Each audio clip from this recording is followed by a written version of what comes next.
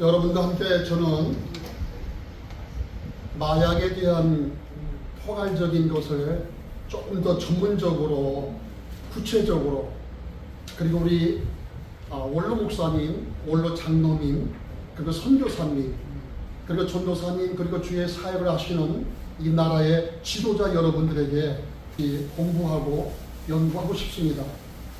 혹시 지난주에 오신 분들은 이제 교재가 우선 이렇게 인쇄물로, 지난주에 여러분들이 영상을 혹시 제가 이렇게 편집을 해서 보내드렸는데 혹시 그걸 보신 분이 계시는지요? 그걸 보시면, 감사합니다. 이걸 보시면 여기서 설명하는 거 옆에 여러분이 봤던 교재, 그리고 또 옆에 있는 영상 같은 것이 이렇게 계속 이렇게 이어져서 하게 되어 있습니다.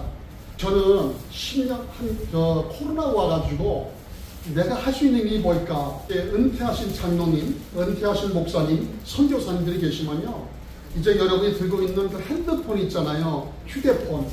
그리고 원래 이름은 모바일이라고 그래요. 영어 이름은. 근데 그것은 스마트폰이라고 합니다. 그래서 여러분 휴대폰이 적어도 한 대, 두 대 정도면 이제 이것이 인터넷, 선교의 그런 휴대폰이다 생각하고 이걸로 영상 찍고 또 이걸 하는 방법도 좀 배우셨으면 좋겠다 해서, 코로나가 5년 전에 왔었잖아요. 그때 제가 코로나가 왔을 때 배웠던 책 교재입니다. 그래서 여기 보니까 스마트폰 하나만 있으면 1인 창업이란 말을 썼어요. 홀로서기. 이 창업이란 말은 여러 가지가 있잖아요. 선교든 또 여러 가지 복음이든 이런 것이 있을 수 있겠죠. 그런 일을 하게 되었다. 이렇게 해서 이런 걸 통해서 저도 이렇게 스마트폰을 통해서 끝없이 공부하다 보니까 지금 이렇게 휴대폰을 가지고, 제가 갖고 있는 휴대폰이 한 대, 두 대예요. 그리고 주머니에 또 한 대가 있으니까 저도 이렇게 석 대를 갖고 있네요.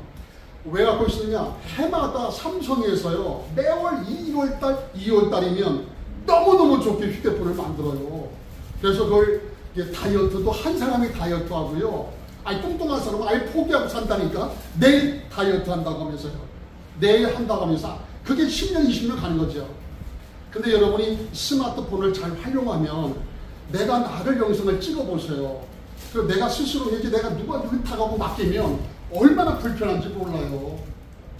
왜냐하면 그 일이 몰리니까 그 도와주는 분들의 고마움도 잊지 말아달라고 부탁을 드리는 거예요. 똑같이 8시간 자야 되는데 시간은 낮에는 없고 쪼개서 밤잠을 쪼개지 않으면 이걸 작업을 할 수가 없더라고요. 그러니까 여러분이 이런 것도 여러분이 하셔라. 그래서 휴대폰을 활용하는 방법을 통해서 선교 계정을 만들어라. 그리고 저는 40년 전에 총신대학원 77에 제가 졸업했습니다. 사당동이, 여기에 사당동이잖아요. 그래서 그곳에 공부할 때 300명 정도의 목사님들이 같이 공부했는데, 유독히 그때에 유엔 쪽에 미국에 왔다 갔다 하시는 분이 홍성선 목사님이 있었어요. 그분이 마약 아카데미라는 이름으로 그런 지난번에 설명을 했기 때문에 여기에서 나오고요. 또 한 장을 넘기면 여기 보니까 이게 국제 마약 경찰대학교라는 말 하니까 이게 경찰이 하는 일이 아닌가 라고 하는데, 미국의 교육법인을 갖고 있는 거예요. 학교 법인이 아니고 교육법인입니다. 그래서 그 교육법인으로 하고 있고요. 그 스토리에 대해서는 한 페이지를 넘기시면, 한 장을 넘기시면 스토리가 쫙 나와요. 그래서 몇 년도에 쭉 나와 있다는 것을 이렇게 1978년도부터 치안본부에 신고를 했고요. 그리고 법무부에 신고했고요. 그리고 더 나가 쭉 보면 여러 가지 단체에 법무부, 그리고 더 나가서 청와대에도 신고하고, 그리고 경찰, 국제마약 경찰 타임즈라고 하는 것도 만들 때도 신고했고, 또 서울시청 사회단체로도 신고했고, 그리고 여러 가지 미국에도 했고, 이런 등등을 한 이유는 민간단체이지만 이것을 하지 않으면 나중에 무면허 운전을 할 때에 사고가 나면 아무 관계도 없어요. 사고가 나면 뭐해? 무면허 운전이면 그냥 독박을 쓰잖아요. 그러면서 알코올, 술 마시고 음주운전하면 요새 아주 평생 망가집니다. 그렇죠? 요새 뉴스에 보니까 그와 같이 이런 것을 했다는 것을 이해하시라 이거죠. 그리고 제가 이걸 하면서 한 장을 더 넘기면, 지난번에 넘겼던 부분이죠. 또 하나 넘기면 여기에 보면 오단통의 광고에 신문이 났다 이렇게 설명을 했어요. 그리고 그 밑에 보면은 3개의 그런 부서가 나와요. 그래서 지금 영상을 좀 해주시면 거기에 보면은 이제 그 FBI, CI, 그리고 DEA라고 그 영상을 찍어서도 제가 편집을 해서 그걸 아주 깔끔하게 했으니까 그걸 1강, 2강, 3강에서 30강까지 시리즈로 할 것입니다. 대장년 중심으로 하는 것을 만들어 놓고 그리고 다른 단체에 가서 그런 강의를 또 하도록 할 것입니다. 그리고 여러분 중에는 이 강의를 잘 듣고 나서 또 교수님으로 강사님으로 하실 분들도 한 5번 정도 강의 지나고 나면 그동안 들었던 걸 서브라이즈 해가지고 앞에서 한 10분 정도 발표할 수 있도록 그런 기회도 좀 드리도록 하겠습니다. 계속 이어서 여러분에게 제가 영상을 쭉 만들면서 뒷면에 이렇게 책에 대한 것도 한 10권 정도를 부대적으로 해놨습니다. 교보생명에 가면 책방도 있지만 그래도 교보생명이 광화문이나 신논현역이나 또 큰 곳에 가면 많이 있기 때문에 신서적들을 많이 볼 수가 있잖아요. 그래서 여러분에게 이건 20년 전에 홍성선 목사님이 특별히 전경수라고 하는 경찰 쪽에서 근무하시는 현직 경찰 되신 분에게 교환을 드려가지고 이걸 책을 만들었던 거라고 합니다. 그리고 저는 여러분에게 우리는 아직도 마약에 대해서 모르잖아요. 마약에 대해서 우리가 같이 배웠으면 좋겠다. 또 약국에도 없는 이런 약 이야기라든지 그 외에 정신과 의사라든지 가정의학과 의사가 또 그리고 특별히 검찰이나 경찰에서 근무했던 분들이 만든 책들이 있습니다. 그런 책들을 좀 주시히 좀 읽어보시면 여러분이 많은 교재로 누구한테 강의하더라도 순발력 있게 할 수 있다. 이렇게 말씀을 좀 드려봅니다. 자, 그러면요. 교재로 들어가도록 하겠습니다. 지난번에 했던 대로 여러분이 연방수사국 특별히 이 얘기에 대해서 여러분 같이 기억을 하시죠. 우리가 들어보면 FBI는 뭡니까? 그래서 또 CIA는 뭡니까? 그리고 DEA는 뭡니까? 이렇게 지난주에 배우셨는데 박상훈 감사님이 가장 이걸 잘 배우신 것 같아요. 장학생이십니다.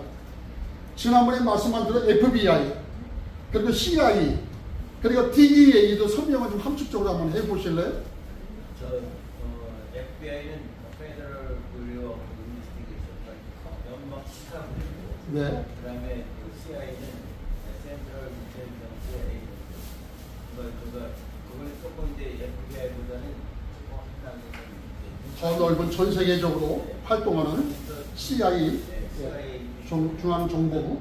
우리나라에도 이제 CIA가 들어와서 많이 수사를. 네, 맞습니다. FBI와 CIA, 이들의 차이는 무엇일까요? FBI는 미국 연방수사국을 말하는데요. 미국 법무부 아래에 있는 수사기관입니다. FBI는 미국 내의 사건을 주로 담당하며 테러, 간첩, 범죄조직, 대형 부패, 납치 등 주 정부가 다루기 어려운 대형 사건을 수사하고 있습니다. 한편 CIA는 중앙정보국이라는 뜻으로 미국 대통령 직속의 독립기관입니다. 주로 하는 일은 국외 정보 수집 및 첩보, 비밀 공작 등입니다. 한마디로 해외 업무가 더 많은 것이죠. FBI와 CIA는 정보 요원들이기 때문에 당연히 비밀리에 일을 처리합니다. 이처럼 미국은 여러 기관들이 수직적 관계가 아니기 때문에 업무가 중복되거나 상호 간 경쟁이 일어나기도 합니다. 만약 해외에서 활동하던 테러리스트가 미국 뉴욕에 잠입했다면 NYPD와 FBI 그리고 CIA가 모두 출동할 수 있겠죠. 이제 FBI와 CIA의 차이를 아셨나요?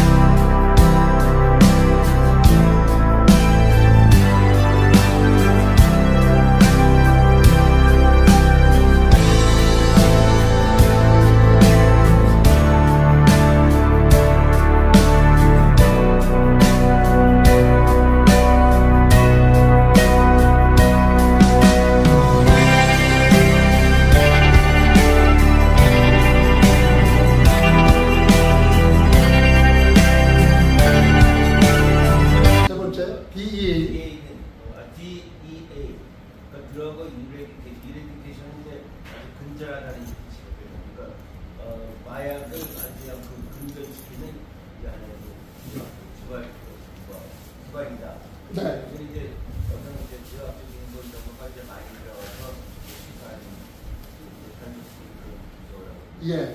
미국의 법무부 예하에서 불법 약물만을 집중적으로 단속하는 법 집행기관이자 정보기관인 DEA, 즉 마약 단속국이 있습니다. 전 세계의 불법 약물을 1분 1초도 빠짐없이 감시하고 단속하며 마약과의 전쟁을 치르고 있는 미국의 마약 단속국을 아시나요? 2021년의 통계에 따르면 생산 가능 연령인 18에서 45세의 젊은 층의 사망 원인 1위가 무려 마약 중독이라고 하죠. 이렇게 불법 약물은 개인과 가족을 망칠 뿐만 아니라 국가적으로도 엄청나게 큰 손실을 안겨주는데요. 하지만 세계 최강의 물리력과 정보력을 가진 미국도 이 사태를 그냥 방관하고 있지만은 않습니다. 오히려 미국은 그 어떤 나라보다도 강력하게 불법 약물을 단속하고 있는데요. 그 중심에는 물론 지금의 DEA가 있기까지 꽤 많은 우여곡절을 겪었는데요. 멕시코에서 DEA 요원이 납치되어 고문당해 사망한 사건이 발생한 이후 아예 남의 나라 영토에서도 불법 약물 단속을 위한 수사권을 행사할 수 있다는 법률까지 발표해버립니다. 한편 1980년대 이후로도 불법 약물의 흐름은 끊기지 않고 오히려 세계 경제 성장과 함께 급물살을 타며 더 많은 약물이 미국으로 흘러들어왔는데요. 이 과정에서 엄청난 수익을 거둬들인 불법 약물 카르텔들은 마약 단속국 같은 수사기관에 대항하기 위해 자체적으로 무장하기 시작합니다. AK-47 같은 자동소총, 대전차 로켓은 기본이고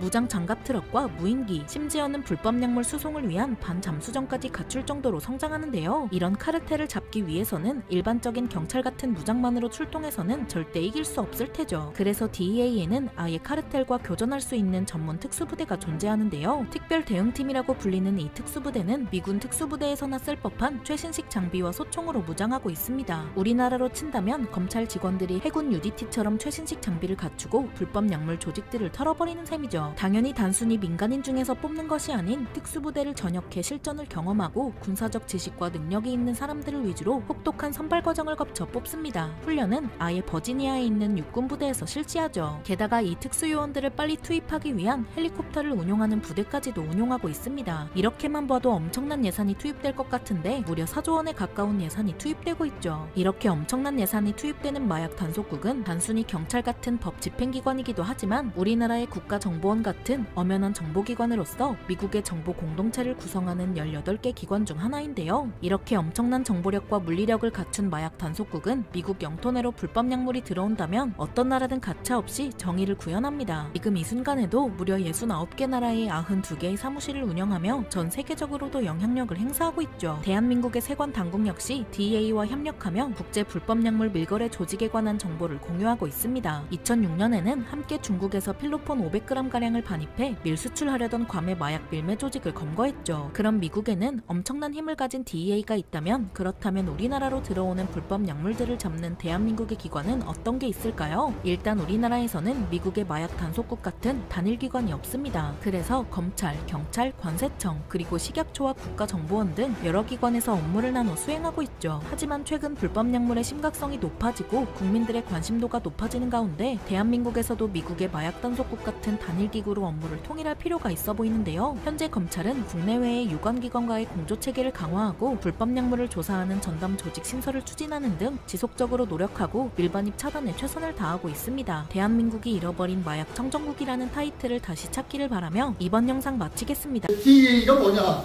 이렇게 질문하셨기 때문에 너무 잘 들으셨고 또 그거에 대해서 느낌에 대해서 설명도 너무 잘 해주셨어요. 우리가 대장년 하면 대한민국의 장로연합회잖아요. 25만 명의 장로님이 대한민국에 계십니다. 목사님도 30만 명이 계셔요. 기독교 교회를 다니는 분이 거의 1200만에서 지금 967만 명이라고 퍼센트가 이렇게 통계 수치가 나와 있기도 합니다. 그리고 이제 이렇게 나와 있는 숫자 중에 보면 우리가 신앙인들이 적어도 마약에 대해서는 이제는 방관하면 안 되겠다. 청정 나라인 줄 알았는데 어느 때부터 이태원에서 홍대 입구에서 마약이 조금씩 음성적으로 움직이다가 이게 너무너무 심각하게 될 만큼 뉴스에 보면 지난주에도 아주 좋은 대학교 다니는 사람들이 그 대학생들 클럽이 있었다고 하잖아요. 그들이 마약을 축제하는 것을 만들었다는 거 아니에요. 뉴스에 심각하게 뜹니다. 카이스트 대학원생과 서울대 등 명문대생들이 연합 동아리에서 마약을 유통하고 투약하는 일이 벌어졌습니다. 이들은 호텔이나 놀이동산은 물론 해외에도 마약을 숨겨가서 집단으로 투약한 것으로 조사됐습니다. 신기혜 기자입니다. 자동차를 8대 이상 보유하고 고급 호텔과 리조트 VIP를 다수 보유해 놀러가기 좋다는 장점이 있다는 홍보글.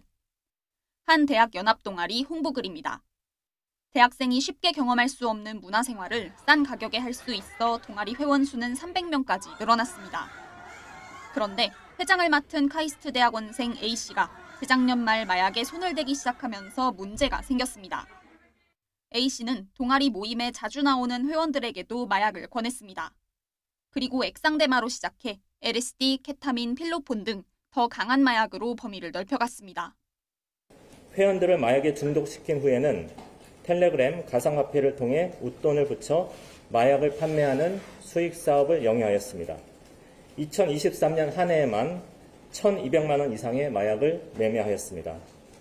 서울대, 고려대 등 수도권 13개 대학 학생들이 가담했고 이 중에는 의대, 약대 재입학 준비생과 로스쿨 준비생도 있었습니다.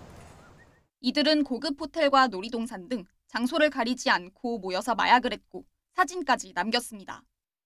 비행기 기내 수화물에 LSD를 몰래 넣어 태국과 제주도에서 함께 투약하기도 했습니다. A씨는 다른 마약 혐의로 이미 재판을 받고 있었는데 담당 검사가 A씨 계좌에 주기적으로 일정한 금액의 돈이 들어온 걸 수상하게 여기면서 추가 범행이 드러났습니다. 수사가 시작되자 이들은 마약수사 대응법을 알려주는 텔레그램 채널에 가입해 정보를 얻고 말을 맞추기도 했습니다. 검찰은 현재까지 A씨 등 대학생 14명을 적발해 이 가운데 6명을 재판에 넘기고 나머지는 재활에 참여하는 조건으로 기소 유예했습니다. 또 A씨의 가상화폐 전자지갑을 동결하고 고급 오피스텔 소유권을 확인하는 등 범죄 수익을 몰수하기 위한 절차에 들어갔습니다. 그 중에 그런 것들을 제가 설명을 했고 그리고 제가 유튜브에 자막 속에 그걸 잘 넣어놨어요. 어차피 그걸 설명하면서 그것이 나중에 근거가 되기 때문에 그리고 그것을 오픈하지 않고 일부 공유만 할 수 있도록 해놨어요. 아는 분들에게만.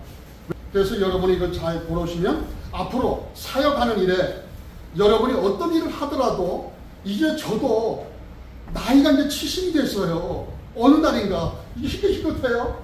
합동측 사당동 충신 졸업해서 전도사로 20살부터 하고 목사는 30살에 받았고 70이면 40년을 한 게 되죠. 목사 일을. 그럼 50년 전도사부터 했잖아요. 그렇게 하면서도 하고 싶은 일이 뭘까?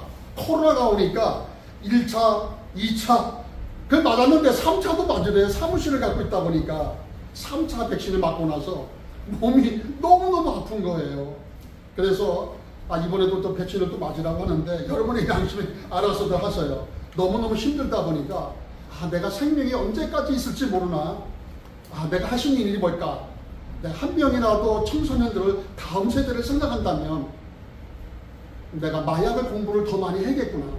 그래서 유튜브도 잘 만들려고 하는 겁니다. 감사한 것은 저에게는 큰 딸이 있고 둘째 공주가 있고 셋째 여식이가 있어요.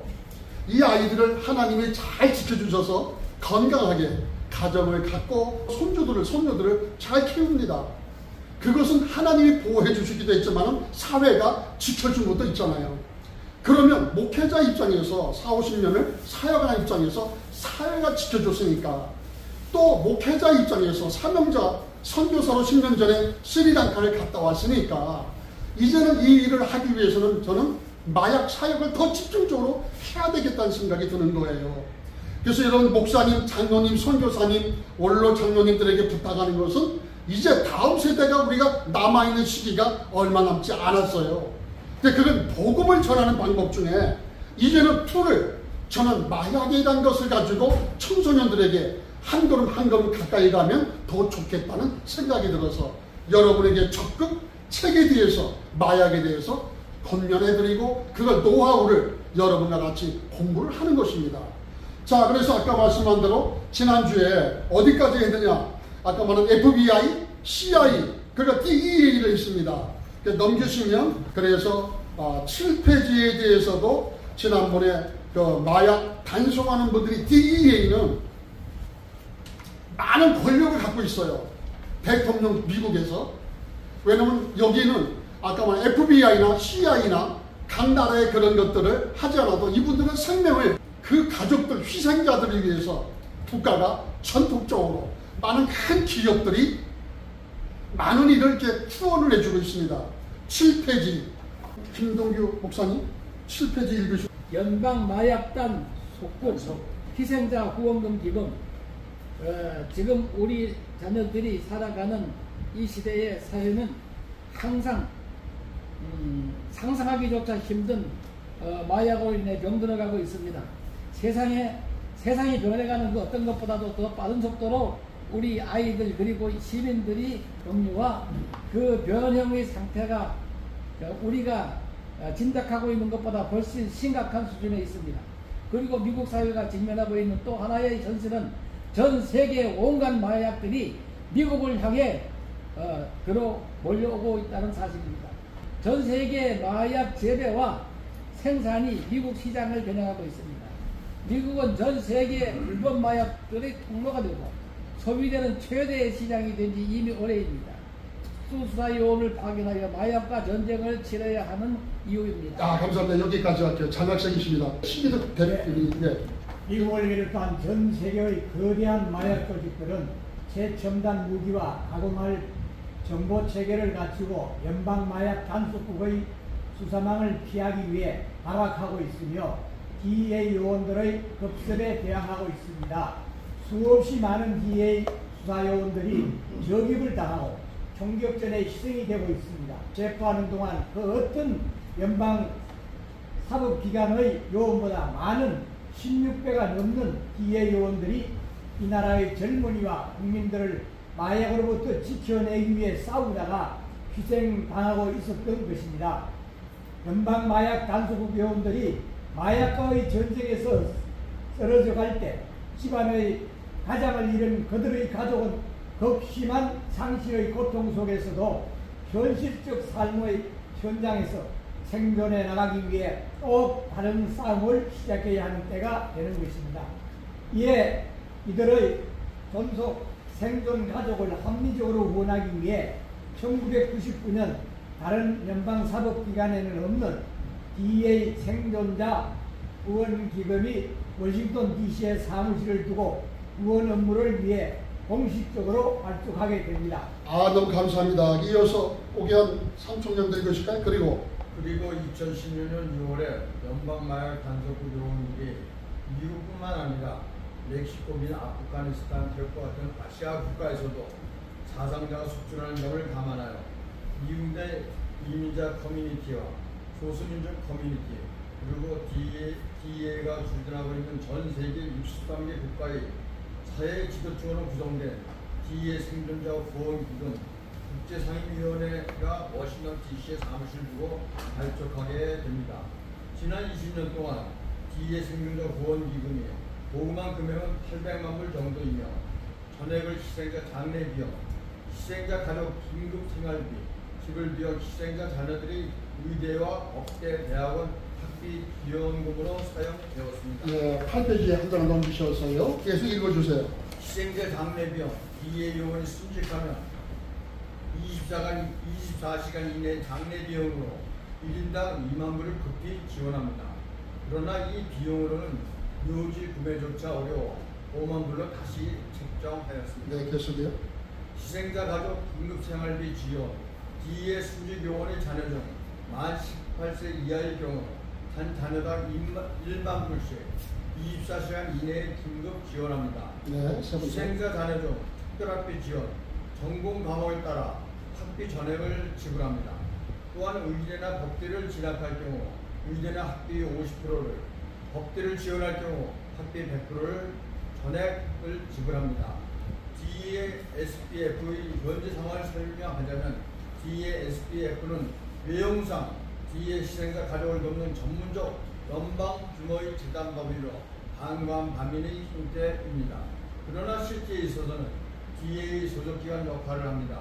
그렇기 때문에 DEA SPF는 다른 연방사법기관, 국토안보부 및 그 산하 이민국 정보 경찰, 각 도시 경찰들에게 DEA 산하 조직으로 보고 있는 실정입니다.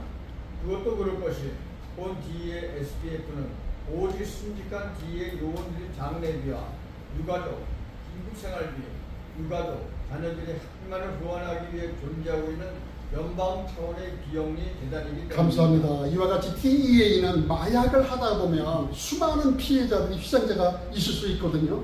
이와 같이 우리가 대장년이 앞으로 미래를 바라본다면 대한민국의 모든 청소년들을 위해서 아까 예방교육하는 것, 그리고 그들이 만약에 마약 같은 걸 손을 댄다고 하면 검찰이나 경찰하고 옵션을 잘 해서, 그리고 그들이 또 재판을 받고 나서 복역을 하고 나올 때에 그들을 돕는 후원단체를 이와 같이 전문적으로 준비하는 그런 것을 한번 계몽으로 생각하는 좋은 기도의 중보의 그런 기도다는 생각이 들어서 제가 읽게 만들었습니다. 참고하시길 바랍니다. 한 장을 넘기시면 우리나라가 지난주에 잠깐 공부하세요 예습으로 했는데요. 9페이지에 있는 것이 국민일보 사설에 나온 겁니다. 국민일보 사설에 나온 것은 2024년 5월 30일자에 나왔는데 대한민국의 모든 대한민국 모든 하수처리장에서 뭐가 검출됐다고요? 마약이 검출됐답니다. 마약의 성분이 너무너무 많은 것을 지난번에 잠깐 예습하면서 했는데, 그때 이렇게 밑줄 친 것을 신기도 장로님이 한번 읽으셨는데 그 밑줄 친 거 한번 읽어주세요. 서울에서 검출되다가 지난해 처음으로 세종 지역에서도 검출되었다. 하수 처리장별로 필로폰은 시와 인천, 암페타민은 청주, 광주, 엑스터시는 시와 목포, 코카인은 서울, 세종에서 높게 나왔다. 다시 한번 좀 복습합시다요. 하수 처리장들이 있는데 필로폰이 많이 나온 데는 지역이 어디라고요? 서울. 시와와 인천이죠. 그리고 암페타민은 어디서 나왔다고요? 청주하고 광주. 엑스터시는 어디서 나왔다고요? 시와 목포. 코카인은요? 서울과 세종. 서울, 세종. 네, 이와 같이 지역마다 이런 많은 그 마약류가 이렇게 많이 나오고 있다는 것이죠. 그래서 이런 숫자를 우리 인구가 5,200만 명 정도 되는데, 그러면 지금 마약을 손대는 사람이 이 나오는 걸 검출로 역추산을 하는 거죠. 다음에는 좀 더 잘 나와 있는 신문 자료가 있기 때문에 그때 또 대비하기로 하고요. 역추적을 하면 우리들 중에는 10명 중에 한 사람이 마약을 섭취하는 사람이라고 해요. 청소년까지 다 포함해서요. 그럼 우리 가족, 내 친척, 내 교인들 중에 내 친구들의 친구가 손을 댈 수도 있다는 거죠.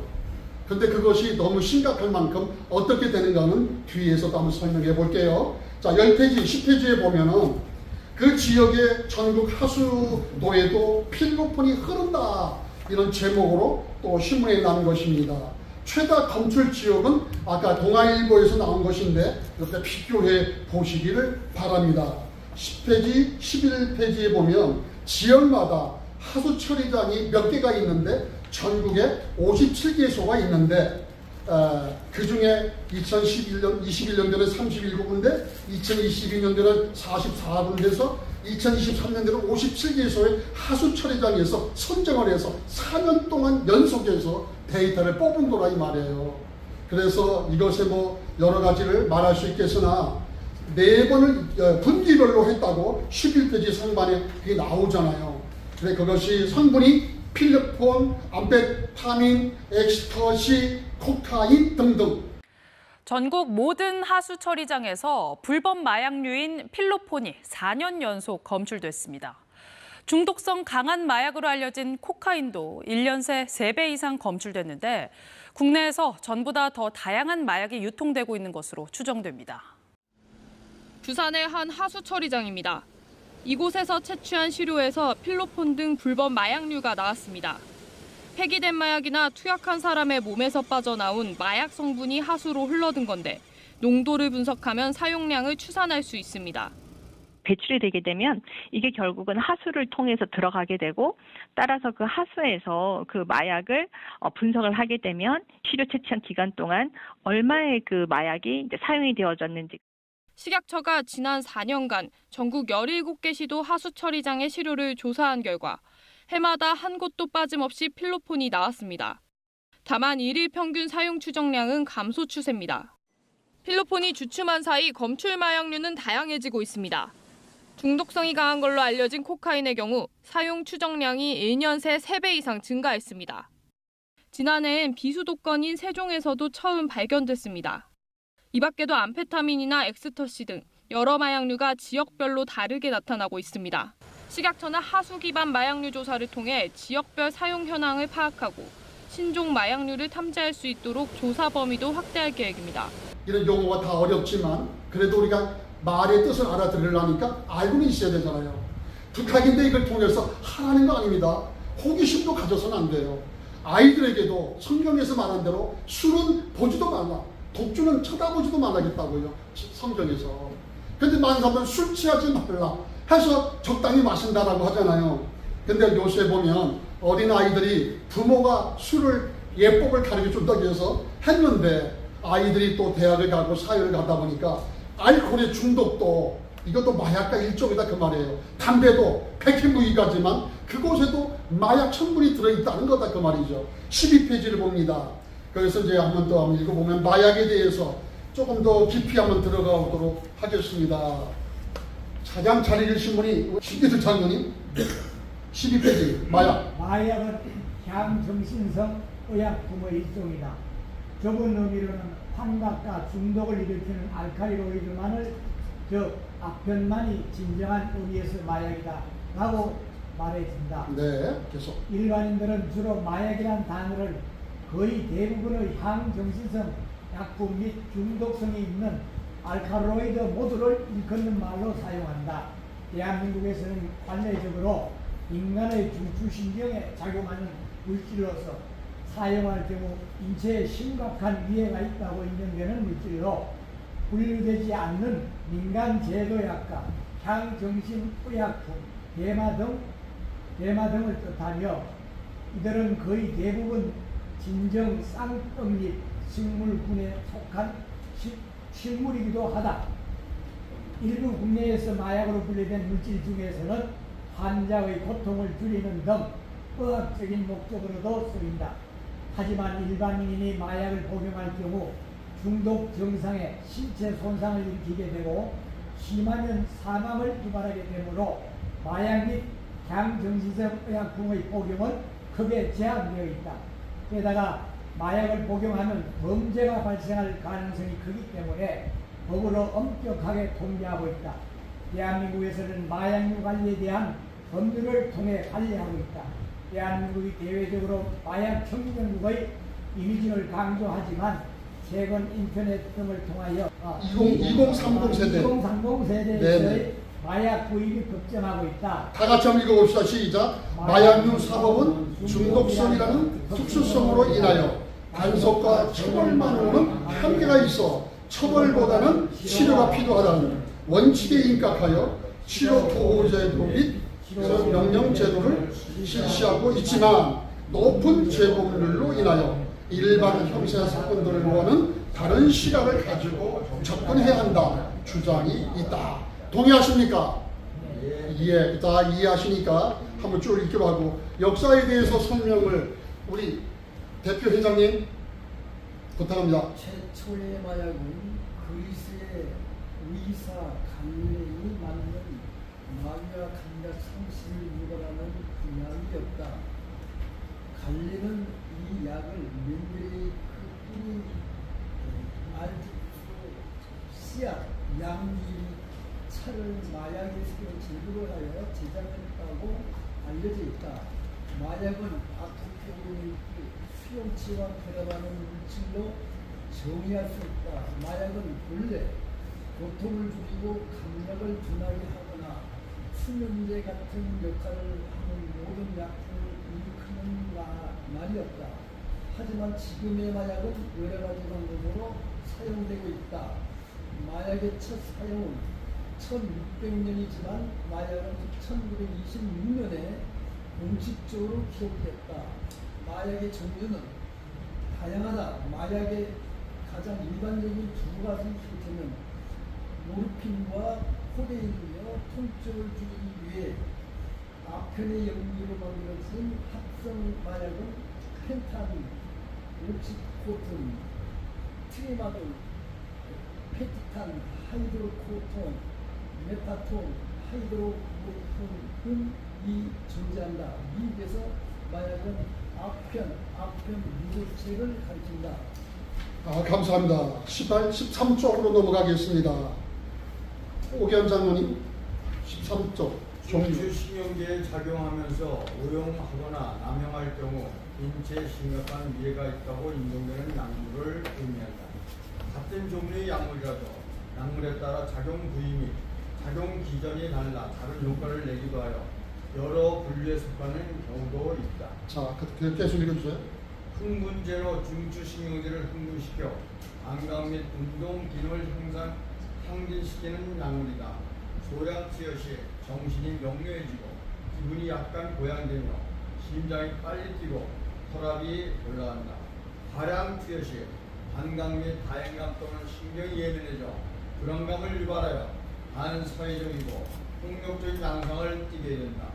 기분 고조로 인해 주관적으로는 강해진 것 같고 우울감을 느끼게 되며 객관적으로는 말이 많아지고 초조해하며 불안해지고 반인 상태가 된다. 어떤 흥분제가 그렇답니까? CNS라는 흥분제가 그렇다 그 말이에요. 두 번째 읽어주세요. 뭐가 있습니까? 이름이 코카인. 읽어주세요. 코카인에 들어있는 알칼로이드이다. 한때 코카콜라에 들어간 적이 있으며 코카콜라에 매우 약간 진통제로 쓰인 적이 있다. 초창기에 그렇답니다.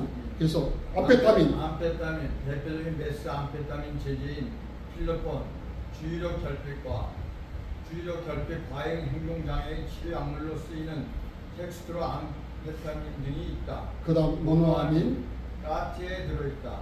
암페타민과 비슷한 효과를 내는 성분이다.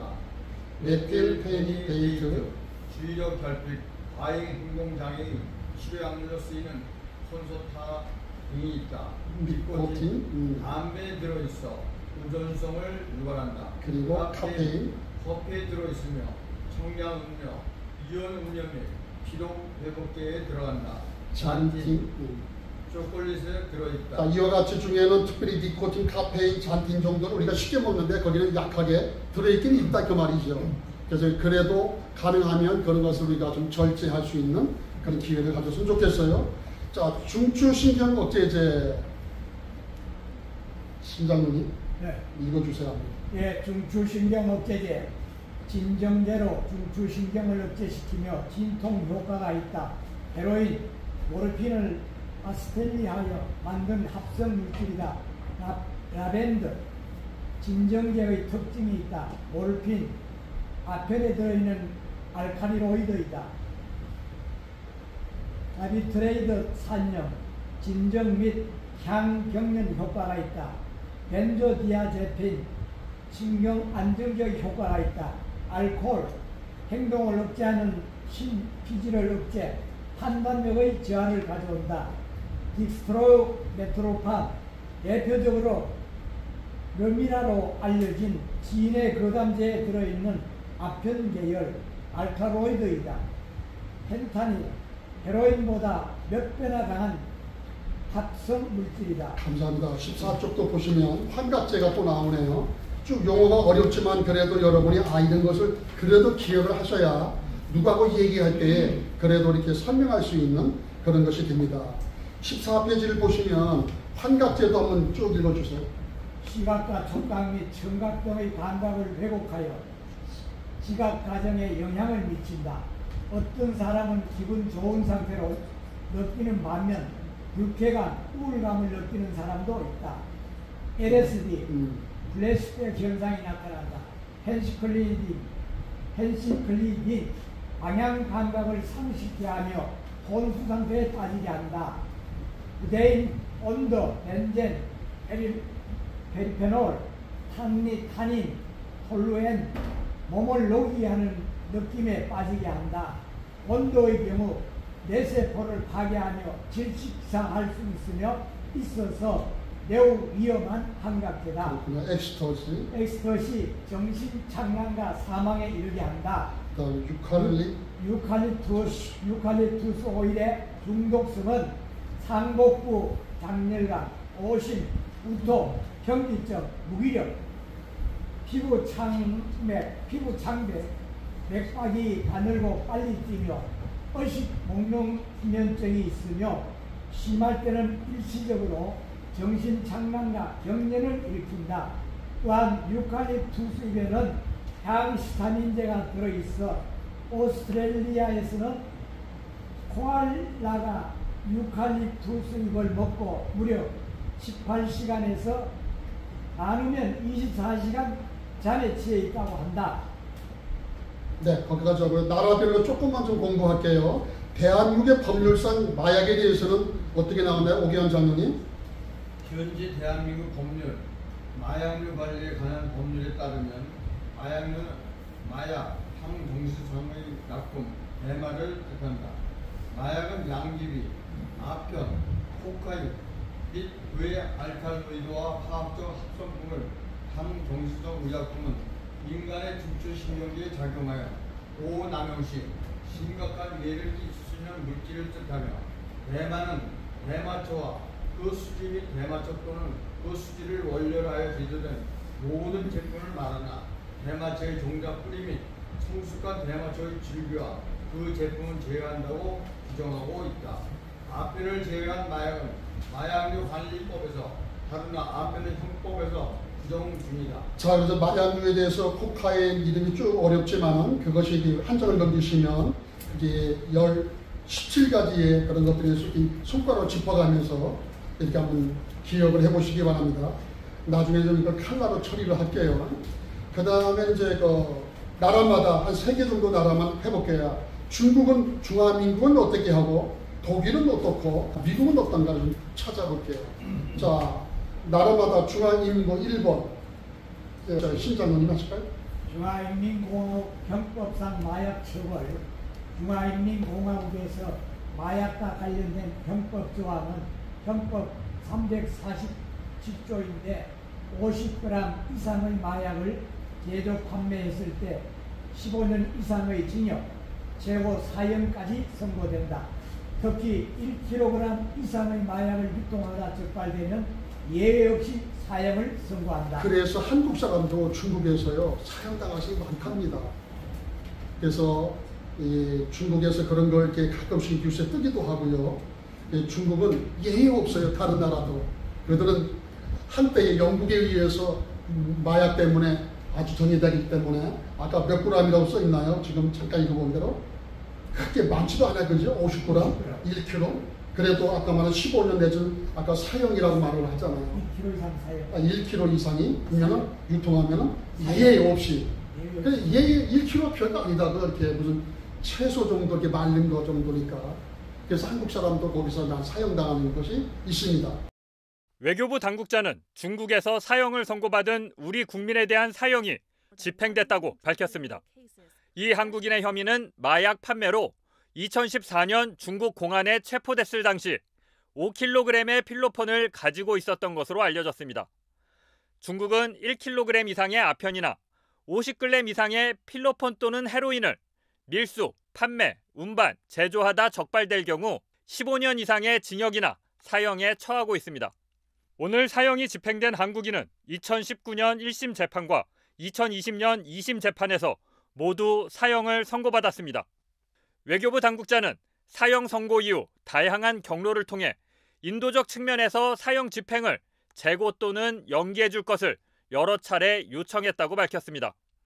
우리 정부는 중국과 범죄인 인도 조약을 맺고 있지 않기 때문에 중국에서 체포된 한국인을 국내로 데리고 올 수 있는 방법이 없는 상황입니다. 지금까지 중국에서 강력 범죄로 사형이 집행된 한국인은 모두 6명입니다. 2001년 마약 사범 1명과 2004년 살인 혐의로 1명이 사형에 처해졌고 2014년엔 한국인 마약 사범 4명에 대해 사형이 집행된 바 있습니다. 자, 그럼 독일은 어떤가요? 오기환 장로님 2번. 이 부분이 본문은 독일의 마약 규제입니다. 독일의 경우 스스로 마약을 사용하고 그로 인해 발생하는 건강 침해에 대해서는 형법상 처벌이 불가능하다.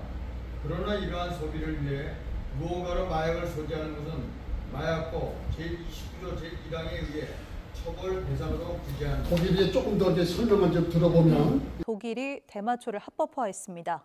독일의 대마초 합법화가 미칠 잠재적 영향과 의미를 짚어봤습니다. 독일에서 대마초가 합법화되던 날 자정부터 많은 사람들이 광장에 모여 자축 파티를 열고 대마초를 즐깁니다. 광범위한 연구와 공개 토론을 거친 대마초 합법화는 독일에 큰 변화를 가져올 것으로 보입니다. 먼저 재배와 가공, 유통, 판매를 포함한 대마초 산업은 경제를 활성화할 수 있는 잠재력을 갖고 있습니다. 대마초는 만성 통증과 다양한 정신건강 관리 분야에서 치료 특성이 인정돼 있는 만큼 환자들의 삶의 질을 높여줄 것이란 기대도 있습니다. 때문에 의학적 특성과 새로운 치료 방법의 개발이라는 과학적 연구와 혁신이 뒤따를 전망입니다. 독일의 이런 변화는 글로벌 대마초 운동에 추진력을 더할 가능성이 큽니다. 유럽을 넘어 전 세계가 대마초 정책을 제고하고 합법화의 잠재적 이점을 찾아 나설 강력한 동기를 갖게 됐습니다. 하지만 우리나라는 여전히 마약류 관리법으로 대마를 강력히 규제하고 있어 독일처럼 합법화된 나라에서도 대마초를 피우면 안 됩니다. 독일의 합리로 대마초를 오락 목적으로 허가한 국가가 10개 나라로 늘면서 앞으로 우리나라 마약류 관리 체계에 변화가 있을지도 관심입니다. 독일은 일정 기간이 지난 뒤 각종 영향을 평가해 필요하면 법을 다시 손볼 계획입니다. 독일이 대마초로 던진 파문을 지구촌이 주목하고 있습니다. 16페이지. 예, 미국이 아무래도 전 세계에 또 이렇게 크게 움직이니까 미국은 어떤가요? 박상훈 부모님 16페이지 메뉴에 미국의 마약성 약물 규제 문. 미국의 마약성 약물 정부는 의료계에서 사용되는 마약성 약물을 5가지 항목으로 분류하여 관리한다. 첫째, 남용 가능성이 높고 의학적 사용이 승인되지 않은 약물이다. 아페린, 일교체, 헤로인, 마리화나 합성 아편제, 혼각제 등이다. 둘째, 남용 가능성이 높으나 의학적 사용이 허가된 약물이다. 일부 아편제제, 암페타민, ADHD, 제휴, 합성 마약류, 코카인 등이다. 의복 의학에서 사용되는 약물로는 모르핀과 메페리딘이 있다. 셋째, 남용 가능성이 낮고 의학적 사용에 승인된 약물이다. 일부 마약 성분이 함유되어 있다. 예로는 코데인, 다른 진통제의 진통 효과를 상승시키기 위해 사용하는 일반적인 마약이다. 이 혼합물을 사용하는 데는 코데인 함유, 아세트라이 가공세입니다. 네 번째, 남용 가능성이 낮으나 신체적, 정신적 후전성을 일으킬 수 있는 약품이다. 아륨이 들어간 항우제, 흥분제 및 진정제가 이에 속한다. 다섯째, 남용 가능성이 가장 낮은 약품이다. 코데인을 함유한 진정제, 아페를 함유한 지사제 등이 이에 속한다. 자, 감사합니다. 그래서 지금의 몇 나라를 얘기했고요. 8페이지에 보시면 한 번만 복습 예술하는 차원에서 8페이지를 보면 마약의 종류가 있어요. 관세청에서 나온 것인데 우리나라는 몇 가지 종류가 있다고요? 478종. 예, 478종이에요. 가지수가 아니라 종류라고 해야 돼요. 마약류는 몇 가지라고요? 384종. 임시 마약류로 구분된 건요? 94종. 이렇게 기억을 하셔서 25페이지로 갑니다. 아편계 및 코카계의 마약.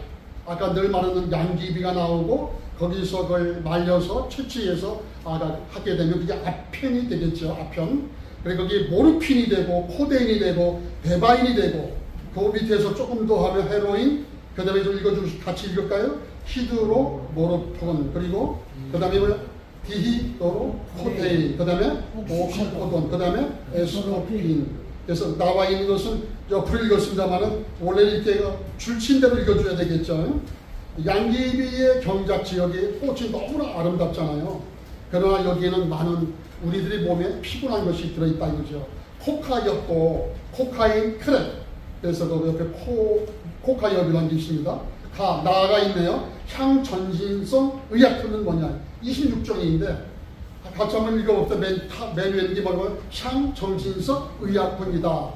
근데 그것은 첫째 뭐라고요? 한 갑제는 그 밑에 보니까 아까 LSD, 페이오티, 메스칼린, 실로사이빈, 그리고 PCP, 그리고 PMA, 그 다음에 케타민, 이것이 환각제가 형전지성이고, 각성제는 뭐냐? 같이 읽어볼까요? 밑에 암페타민, 그리고 메트암페타민, 이렇게 기억하세요. 그래서 세 번째, 진정제는 같이 한번 읽어볼 때 박스에 뭐라고?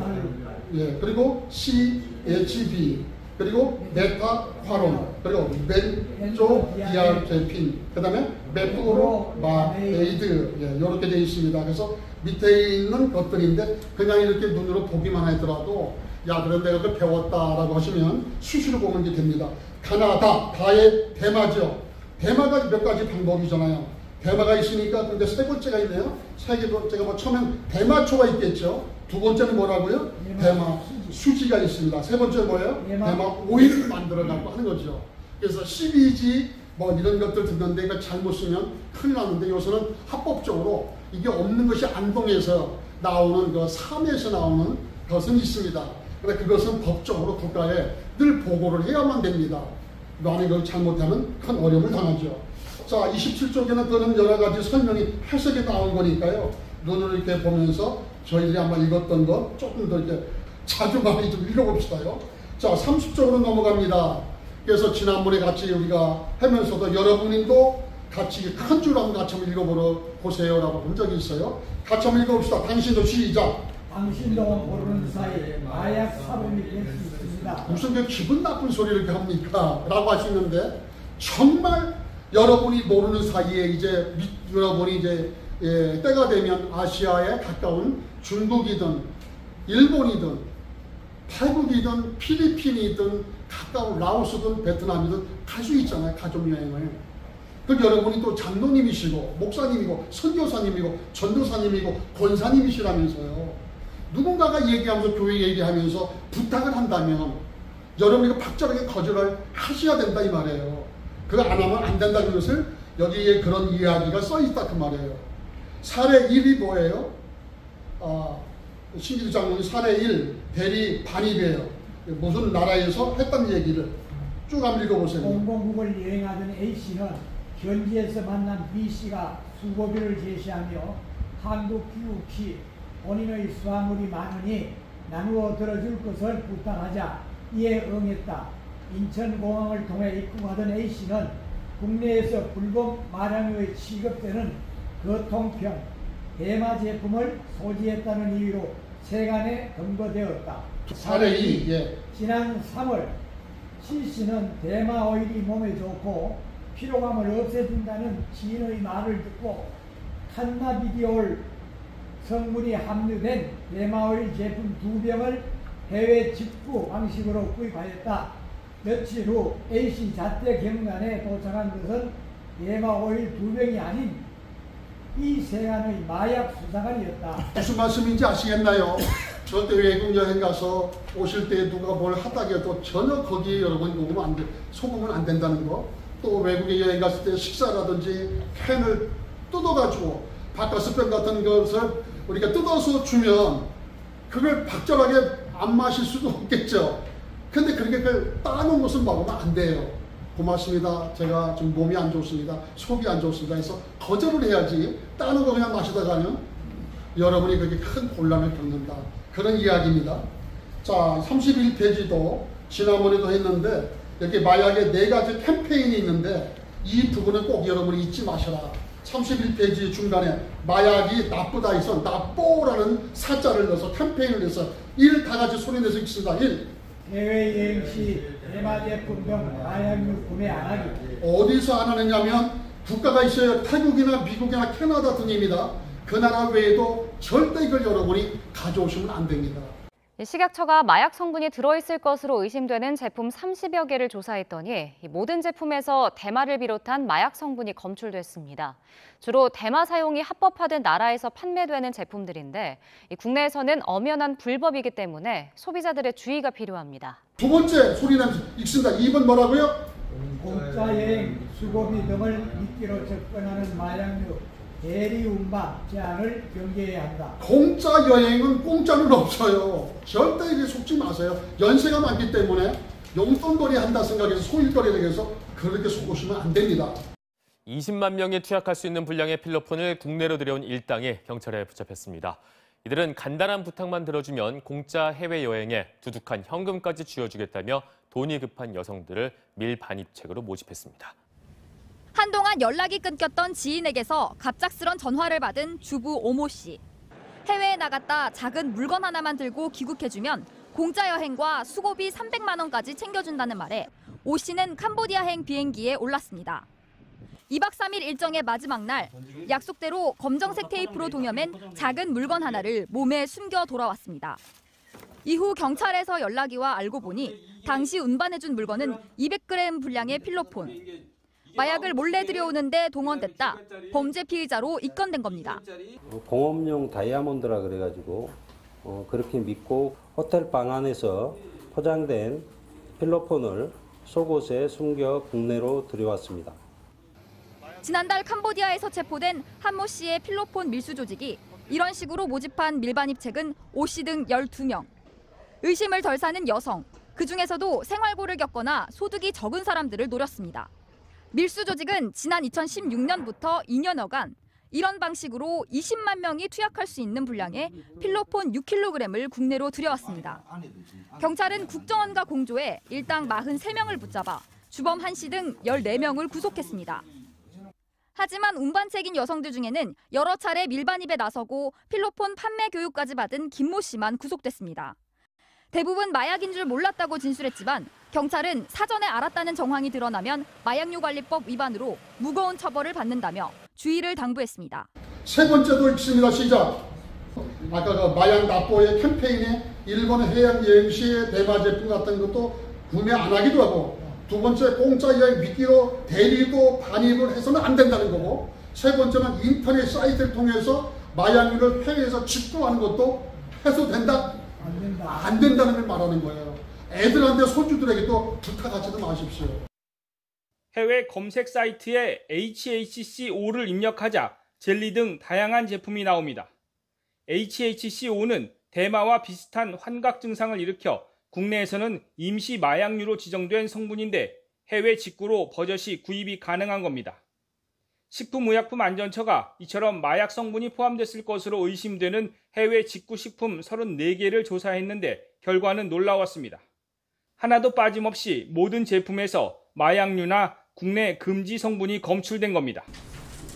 검사 결과 구매 검사한 34개 제품 모두에서 대마 등 마약류 성분이 확인됐으며 이 중 2개 제품은 멜라토닌 등 국내 반입 차단 원료 성분도 함께 표시된 것으로 확인됐습니다. 특히 4개 제품에선 향정신성 의약품인 크라톰과 미트라지닌이 새롭게 확인돼 국내 반입 차단 대상 원료 성분으로 지정됐습니다. 이번에 적발된 제품들은 젤리나 초콜릿은 물론 차나 음료, 과자와 식이 보충제 등 다양한 식품 형태로 유통되고 있습니다. 모두 영국이나 네덜란드, 미국 일부 주와 같이 대마가 합법화한 곳에서 유통되는 것들이지만 국내에서는 엄연한 불법입니다. 해당 식품을 섭취하는 건 물론 반입하는 것만으로도 마약류 관리법에 따라 처벌받을 수 있어 주의가 필요합니다. 식약처는 이 제품들에 대해서 관세청엔 통관 보류를, 방통위엔 판매 사이트 차단을 요청했습니다. 이번에 적발된 제품 목록은 식품안전나라 누리집의 해외 직구식품 올바로에서 확인할 수 있습니다.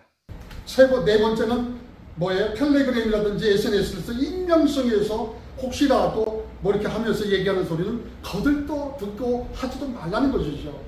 동의하십니까? 예, 그렇게 해서 여러분이 하시고, 크게 뭐 새까만 거 일자가 있는데 태국, 미국, 캐나다 등에서 대마 합법화가 국가가 있더라도 우리는 현지에 가서 대마 제품에 관련 제품을 구매하거나 호기심에서 먹어도 안 되는 거예요. 그래서 그걸 조심해서 확실히 확인된 곳에서 해야지, 이런 조그마한 어떤 남루한 곳에 시장통 같은 데서 그렇게 호기심으로 먹어서는 안 됩니다. 조심하시기 바랍니다. 태국은 아주 심각한 나라입니다. 대마를 재배하고 식용도 있고 음식에도 있기 때문에 태국에서는 특별히 여러분의 쿠키, 소주, 삼겹살 이 속에다가 양념으로 집어넣는 거예요. 그거 하게 되면 인천 세관 들어오면서 바로 압니다. 세관서에서. 그리고 여러분의 머리카락이나 소변을 채취하면 나오기 때문에 꼭 조심하라는 거 잊지 마십시오. 그러니까 두 번째 아까 말한 공짜 여행 문제도 아까 대리운전도 하지 말란 소리 했어요. 32페이지 넘어갑니다. 쭉 얘기했지만은 아까 똑같은 얘기가 나온 이야기죠. 네 번째도 그 얘기 아까 했고요. 쭉 나와 있던 것이 이런 공식적인 이야기는 우리들이 꼭 놓치고 갈 것 같아서 하는 말이니까 잊지 마시기 바래요. 33페이지도 뜻깊은 자리에 참석해서 기쁩니다. 그러면서 너무 좋다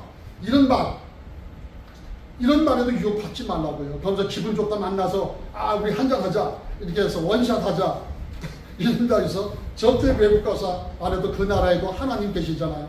양심을 속일 수 없잖아요. 혹시라도 이런 것을 우리가 혹시라도 실수할까봐 하는 소리니까 오였기를 바랍니다. 자, 여기까지 하는 걸로 하고요. 뒷면에 보면 35페이지는 지난번에 잠깐 얘기했던 대로 마약류가 어떻게 나왔는가를 세간에서 적발한 것들만 나와 있는 거예요. 35페이지. 1번이 뭐라고요? 어디다 위장했다고요? 말린 고추에다가 대마를 집어넣었다는 거죠. 이해되시죠? 예. 두 번째는 어디다 넣었다고 그래요? 인형. 인형이라든지 이런 여러 가지 모습에다 속에다 집어넣은 거예요. 세 번째는 라오스에서 온 거예요. 어디다 넣었대요? 전기 포터 및 전기 냄비. 거기에 들어있던 거 비옥이나 카멜린이라든지 그리고 요새 이제 있는 것이 태국에서도 있고요. 외국에서 있는데요. 그게 우리나라라고 해서 없을까요? 앞으로 있을 수 있잖아요. 그래서 여러분이 이 문제는 시대적으로 여러분이 이것은 대장면에서 하나님이 여기까지 우리를 인도하고 이렇게 하게 하는 것은 아까 말씀한 대로 1부 예배 때 목사님도 2부 때 강사님도 또 3부 때 저도 또 아까 시사 토론에 했었던 분도 누구든 이야기하는 게 마약도 중요하지만 그분들이 얘기도 다 중요하다. 그것도 중요하지만 저도 마약이 중요하다. 아주 소중하다. 왜냐하면 생명 문제이기 때문에. 그래서 우리가 이걸 하면서 정말 하나님 앞에 내가 남아있는 삶이 얼마 안 되지만 청소년들의 영혼을 생각하면서 다음 세대를 바라보면서 이걸 철저하게 준비해서 정말 가슴으로 안고 우는 오래전에 모세를 품었던 그 어머니처럼 아이를 강가에다 내버렸을 때 엄마의 비정한 하나님께 맡기는 심정으로 대한민국 미래를 바라보면 전도사님, 여목사님 그리고 여러분이 하실 일이 있고 우리 원로 장로님 여러분들도 아버지 입장에서 영적 지도자로 바라본다면 우리가 이것을 게을리해서는 안 될 것이다 생각이 들어서 대장년이 이제는 각성해서 조금 더 이 일을 준비한다면 많은 분들이 오셔서 교육하고 배우는 일에 예방교육이며 첫 번째 하지 못하게끔 우리가 먼저 철저히 배워서 스스로 그 일을 활동을 했으면 좋겠습니다. 이것을 보고 우리가 기독교인이 장로님들이 목사님들이 선교사님들이 깨어서 각성하고 외치지 않으면 이젠 독립운동이라는 것이 주권운동도 있겠지만은 이렇게 청소년들의 미래를 위해서는 우리가 태극기를 높이 들듯이 이렇게 해야 된다. 저는 이렇게 생각하는데 동의하십니까?